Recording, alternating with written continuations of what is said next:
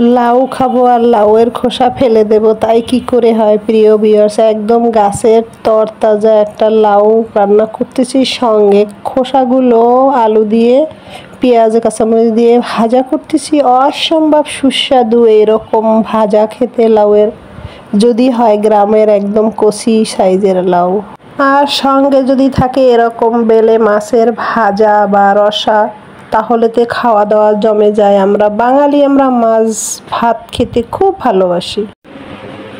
প্রিয় ভিউয়ার্স, আসসালামু আলাইকুম। সকালবেলা আমি চলে আসলাম আপনাদের মাঝে ছোট পরিসরে একটা ব্লগ নিয়ে, রান্না খাওয়া নিয়ে। আজকে সকাল সকাল আমি খাবো ভাত। এই যে দেখুন, ভাত নিয়েছি। সবসময় এক খাবার খাই না, ভাতের সঙ্গে 2টা শুকনো মরিচ নিয়েছি, আর এই যে চামিচটা গরম, এই যে ডাল দিয়ে ভাত নিচ্ছি। রাতের বেলার বেঁচে যাওয়া ভাত আর ডাল গরম করে নিয়েছি প্রিয় ভিউয়ার্স। শুকনো মরিচের পোড়া, সঙ্গে ডিম আছে এই যে, কিন্তু আমি ডিমটা খাবো না, আমার খেতে ইচ্ছে করতেছে না। আমি ডাল দিয়ে শুকনো মরিচ দিয়ে অল্প করে সকালের নাস্তা করে নিচ্ছি। বিসমিল্লাহ।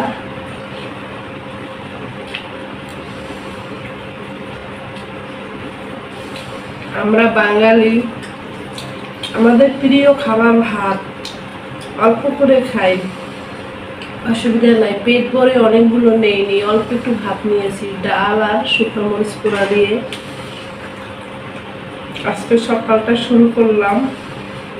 দেখুন, ডাল দিয়ে ভাত খাইতেছি। আমার ছোট ছেলে আয়সা হাজির হয়েছে, তিনি কিন্তু খাইছে, তারপরেও তার আমার সঙ্গে খেতে হয়।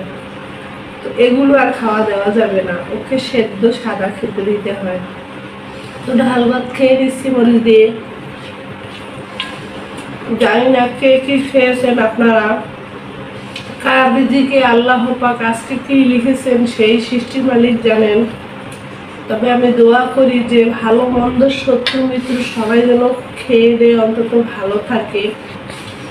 আমার পক্ষ থেকে সেই প্রত্যাশা। খেয়ে নিচ্ছি, ফিরে আসছে আবার অন্য কাজ করে। খেয়ে দিয়ে একদম বাজারে চলে গেছি প্রিয় ভিউয়ার্স। সকাল সকাল একটু শাকসবজি নেব, আর এইটা পাহাড়ি জুম চাষের শাকসবজি, একদম অর্গানিক খাওয়া দাওয়া। এখান থেকে আমি সবসময় বাজার করি। ওদের খাবারগুলো একদম আমাদের গ্রাম বাংলার ঐতিহ্যবাহী খাবারের স্বাদ যে থাকে সেইটা এর ভিতরে পাওয়া যায়। ওরা মিথ্যা বলে না, ওরা গ্রাম থেকে জুম চাষের পাহাড়ের নিয়ে আসে। যাই হোক, এখান থেকে আমি কিছু নিয়েছি, আর নিয়েছি মাছ লাগবে একটু। আজকে মাছ খাবো, অন্য মাছ সবসময় তো সব রকম খাই। আজকে এবছরের এই বর্ষার সিজনে প্রথম একটা আমি মাছ নিতেছি, বাসায় গিয়ে আপনাদের মাঝে শেয়ার করব, এই আর কি। গিয়েছিলাম সকালের নাস্তা খেয়ে, ঘরের অন্যান্য কাজকর্ম সেরে। তো আজকে একটা মজাদার মাছ আর সবজি নিয়ে আসছে। এই দেখুন,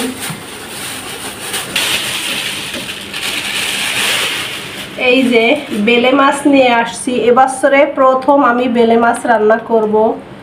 আমার খুব প্রিয় বেলে মাছের রান্না।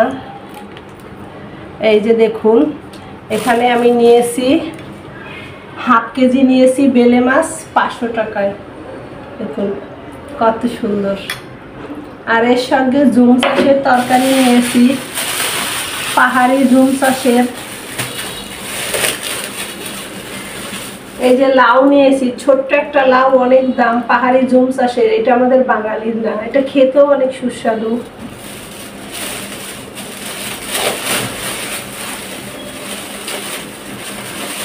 আর একটা বরবটি নিয়েছি পাহাড়ি, এটাও খেতে খুবই সুস্বাদু।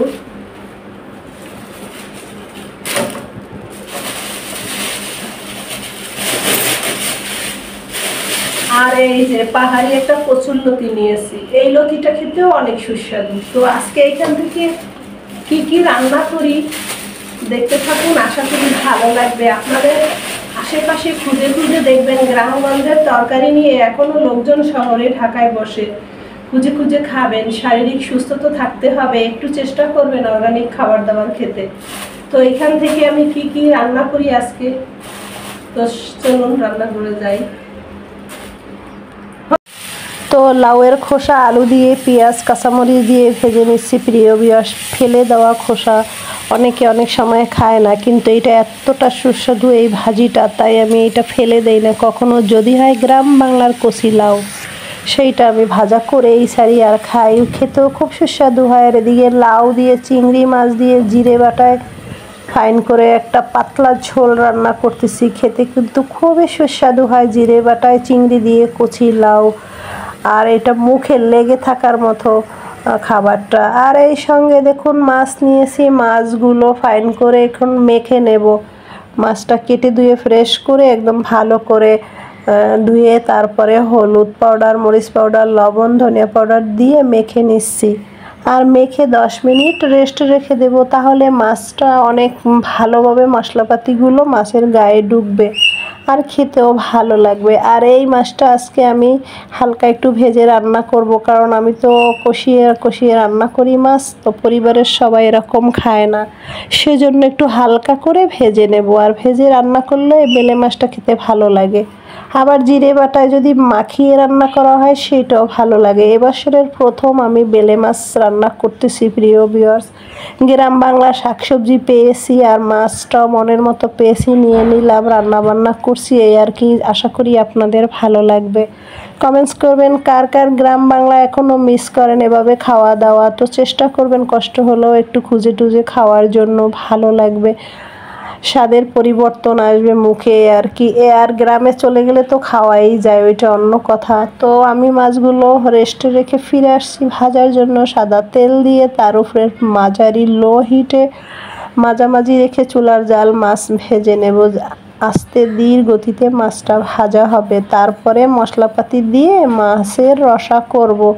তো রসার জন্য আমার পেঁয়াজ লাগবে, আদা রসুন জিরা বাটা, এই তো ধনিয়া পাউডার দিয়ে ফাইন করে মশলাটা কষিয়ে ভাজা মাছ করে তারপরে ঝোল দিয়ে এর ভিতরে রসা করে।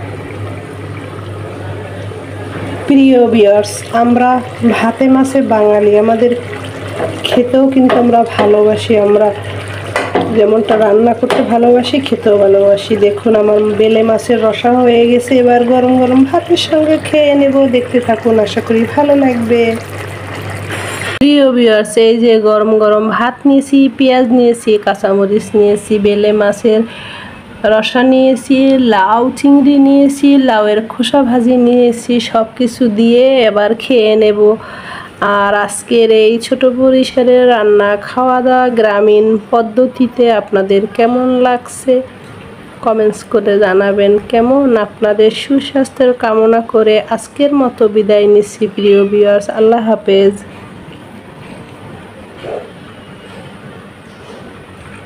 কাঁচামরিচ পেঁয়াজ খেতে আমার খুব ভালো লাগে।